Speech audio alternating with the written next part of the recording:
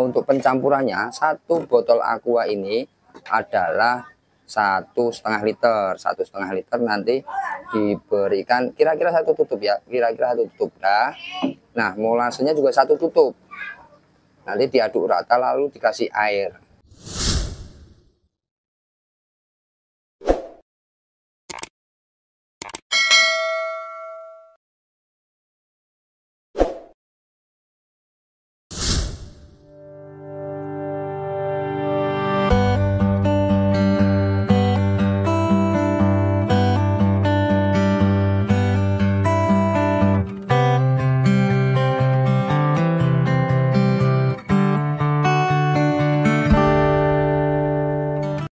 Oke Om.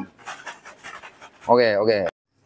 Ada pertanyaan dari teman-teman ya, seperti ini. Om, takaran fermentasi berapa dan bagaimana caranya ya?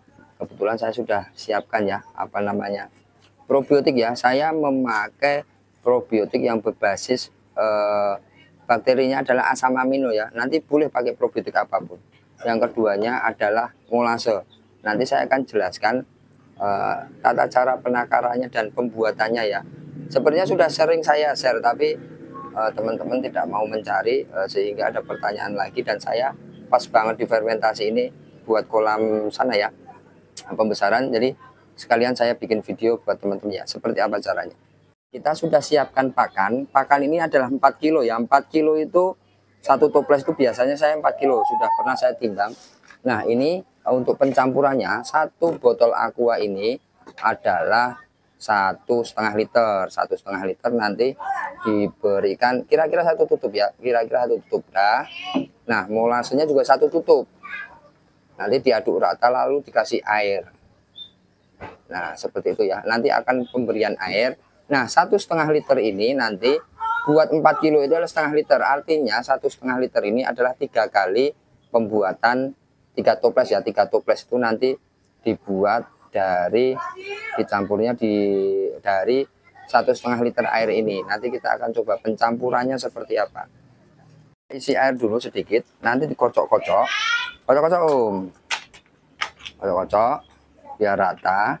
Nah, setelah itu nanti kita isi penuh ya. Penuhnya ini ada 1,5 liter ya, sesuai dengan takaran botol yang ada kita pakai seperti itu. Ini diisi penuh ya. Ini ada 1,5 liter, dipakainya nanti buat 12 kg pakan.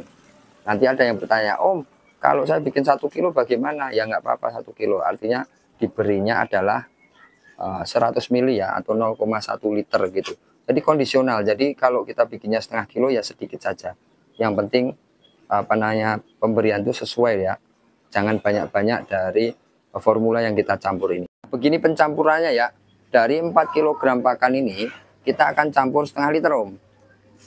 Kira-kira ya setengah liter. Setengah liter saja, jangan banyak-banyak. Karena teman-teman tuh biasanya nyampe nyemek-nyemek ya. Nyampe becek. Karena ini fermentasi. Fermentasi itu nanti adalah udah setengah liter. Fermentasi itu kita kasih di toples. Aduh Om, aduh. Kita taruh di toples.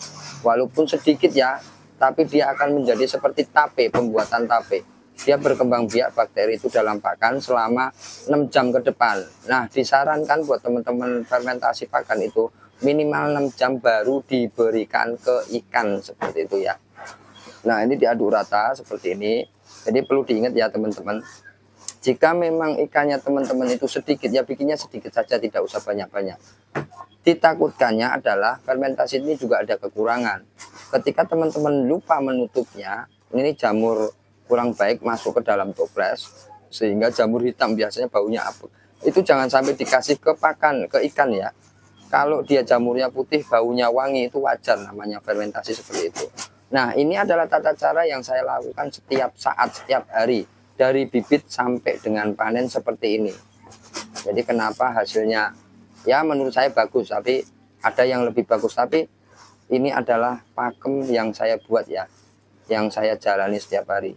Mudah-mudahan nanti bermanfaat buat teman-teman bagi yang belum menjalani atau pemula, atau bahkan bagi teman-teman yang sudah menjalani tapi ada kekurangan seperti itu. Fermentasi ini hasilnya lumayan bagus ya, banyak kekurangan dan banyak kelebihan.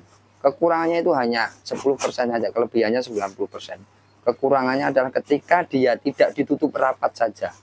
Tapi untuk kelebihannya banyak. Ketika kita pemberian pakan ke ikan, ya ke ikan, nah bakteri dari probiotik ini nanti dia akan diolah sama probiotik air atau bakteri air itu lebih bagus, lebih ringan gitu karena dia peletnya sudah fermentasi.